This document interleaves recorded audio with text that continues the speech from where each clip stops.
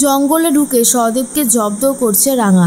সম্পূর্ণ জানতে ভিডিওটিতে একটি লাইক করে দেখতে থাকো। গল্পে শুরুতেই দেখা যায় সবাই মিলে নাচ গানের অনুষ্ঠান করতে থাকে, আর এটা দেখার পর মমিতারও খুব ভালো লাগছে যে সবাই মিলে একসাথে এতটা হই হুল্লোড় আনন্দ করছে। তার মাঝখানেই বৃন্দা ভাবে কি করে যে সবটা সামলাবো এটাই বুঝে উঠতে পারছি না। এর মাঝখানেই রাঙা একলব্যকে বলে, অনেকটা রাত হয়ে গেছে, এবার তুই শুয়ে পড়, আমি বরং একটু ঘুরে আসি, সবার সাথে গল্প করে আসি, আর তো কয়েকটা দিন, তারপরেই তো চলে যেতে হবে। একলব্য বলে, রাঙামতি, তোমার পড়াশোনা করতে ইচ্ছে করে না? তুমি তীরন্দাজিতে অনেকটাই এগিয়ে গেছো ঠিকই, কিন্তু পড়াশোনাতে তো খুব একটা এগোতে পারোনি।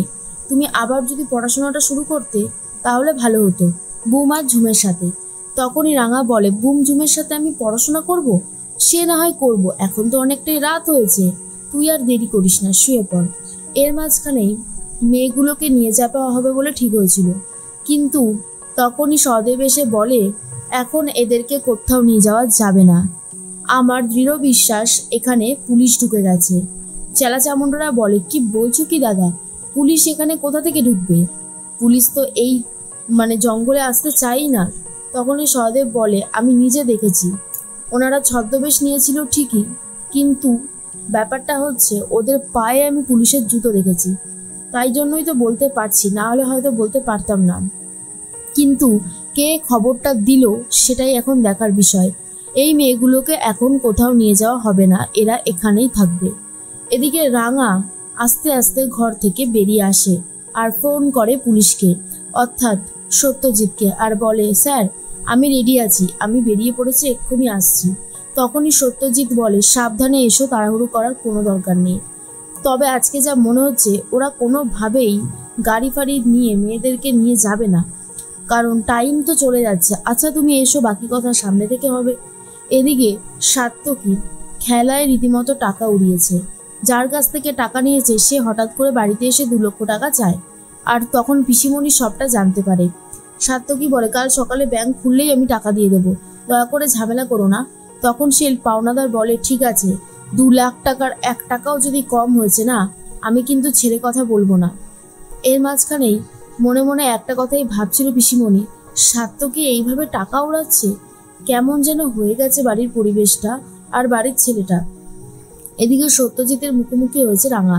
সত্যজিৎ তখন বলে, রাঙা, ওদের কাছে মনে হচ্ছে কোনোভাবে খবর লিক হয়ে গেছে যে এই কেসে পুলিশ তদন্ত করছে, সেজন্যই হয়তো ওরা আজকে মেয়েগুলোকে নিয়ে বেরোলো না। রাঙা তখন বলে, চিন্তা করিস না, আমি আছি তো, আজ এই পুরো জঙ্গল আমি ঘুরে দেখব, কার এত বড় সাহস যে মেয়েদেরকে এইভাবে নিয়ে যাচ্ছে। আমি আর কোনো অন্যায় হতে দেব না। রাঙা নিজেই জঙ্গলের ভেতরে যেতে চায়। সত্যজিৎ যেতে চাইলে রাঙা তখন বলে, তোরা ভেতরে গিয়ে বিপদে পড়তে পারিস, এই জঙ্গল আমার চেনা, কিন্তু এই জঙ্গলে তোরা কিচ্ছু চিনিস না, তোরা বরং এখানেই দাঁড়া। এরপর রাঙাকে হালকা কিছু প্রোটেকশন দিয়ে দেয় সত্যজিৎ বাবু, আর রাঙা বেরিয়ে পড়ে। এদিকে বৃন্দা অপেক্ষা করছিল সুব্রতদার ফোনের জন্য। সুব্রতদা ফোন করে বলে, বৃন্দা, এক্ষুনি একটা খবর আছে, রাঙা একা একাই জঙ্গলের মধ্যে ঢুকে পড়েছে গুন্ডাগুলোকে ধরার জন্য। বৃন্দা তখন বলে, সে কি, পুলিশ যায়নি ওর সাথে? তখনই সুব্রতদা বলে, না, পুলিশ ওর সাথে যায়নি, ওই ওদেরকে যেতে বারণ করলো, কিন্তু ভেতরে আমি কিচ্ছু চিনি না, আমি ভেতরে যাব কি করে? বৃন্দা বলে, তোমাকে কোথাও যেতে হবে না, তুমি ওই জায়গাটাতেই দাঁড়িয়ে থাকো আর আমাকে খবরগুলো দিতে থাকো, আর আমি এদিকে দেখছি কতটা কি করা যায়। তার মাঝখানে রাঙা ভাবে, যারা মেয়েদেরকে এত কষ্ট দিয়েছে, মেয়েদেরকে বন্দি করে রেখেছে, আবার অন্য জায়গায় বিক্রি করে দিচ্ছে, আমি তাদেরকে কোনোভাবেই ক্ষমা করব না, শাস্তি তারা পাবেই। এদিকে সহদেব ভাবে, আজকে কোনোভাবেই এদেরকে নিয়ে যাওয়া যাবে না। সবাই মিলে যখন কথা বলছিল তখন রাঙা আস্তে আস্তে এগিয়ে যেতে থাকে। তার তীরের ব্যাগটা এমন একটা জায়গায় ঢাকা দিয়ে রাখে যাতে কেউ দেখতে না পায়, আর ক্যামেরা লাগিয়ে নেয় রাঙা। ক্যামেরার মাধ্যমে সত্যজিৎ বাবুরা সবকিছু দেখতে পায়।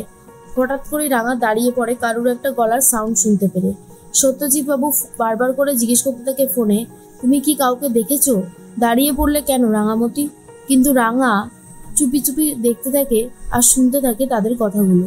সহদেব তার চেলাচামুন্ডাদের নিয়ে পুরো জঙ্গলটা ঘুরে ঘুরে দেখছিল। রাঙা তখনই টের পেয়ে যায়। এরপরে সহদেব ভাবে, যে বা যারা এই কাজটা করেছে না, আমি তাদেরকে কোনোভাবেই ক্ষমা করব না, কিন্তু রাঙাও রেডি আছে সহদেবকে জব্দ করার জন্য।